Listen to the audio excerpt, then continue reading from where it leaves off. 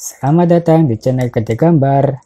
Menurut penelitian, subscribe itu gratis, tetapi banyak orang yang menonton video ini belum subscribe.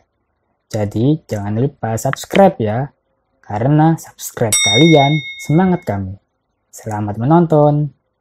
Kali ini kita akan bercerita dan menggambar Nabi Ismail dari kata Ismail. Nabi Ismail adalah putra dari Nabi Ibrahim dan Siti Hajar. Setelah beberapa waktu dari kelahiran Ismail, Tuhan memerintahkan Ibrahim pergi membawa Hajar dan Ismail ke Mekah. Maka Nabi Ibrahim memenuhi perintah itu dan ia pun pergi membawa keduanya ke Mekah, di dekat tempat yang nantinya akan dibangunkan Ka'bah. Tidak lama setelah sampai di sana, Nabi Ibrahim meninggalkan Hajar dan Ismail di tempat tersebut dan ingin kembali ke Syam atas perintah Tuhan. Kemudian Hajar kembali melanjutkan perjalanannya hingga sampai pada sebuah bukit dan mereka tidak bisa melihatnya lagi. Ibrahim kemudian menghadap ke arah Ka'bah, lalu berdoa untuk mereka dengan mengangkat kedua belah tangannya. Kemudian Hajar mulai menyusui Ismail dan minum dari air persediaannya. Hingga ketika air yang ada pada geribah habis, ia menjadi haus, begitu juga Ismail. Lalu ia memandang kepada Ismail, sang bayi yang sedang meronta-ronta. Kemudian Hajar pergi meninggalkan Ismail dan tidak kuat melihat keadaannya. Hajar mendatangi Bukit Safa sebagai gunung yang paling dekat dengannya.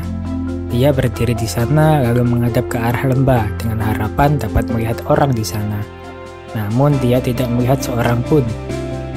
Maka dia turun dari Bukit Safa dan ketika sampai di lembah, dia menyingsingkan ujung pakaiannya, lalu berusaha keras layaknya seorang manusia yang sedang berjuang keras.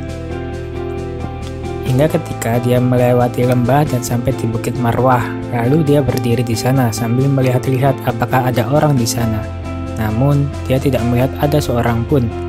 Dia melakukan hal itu sebanyak 7 kali. Saat berada di puncak Marwah, dia mendengar ada suara. Lalu dia berkata dalam hatinya, "Diamlah." Yang Hajar maksud adalah dirinya sendiri.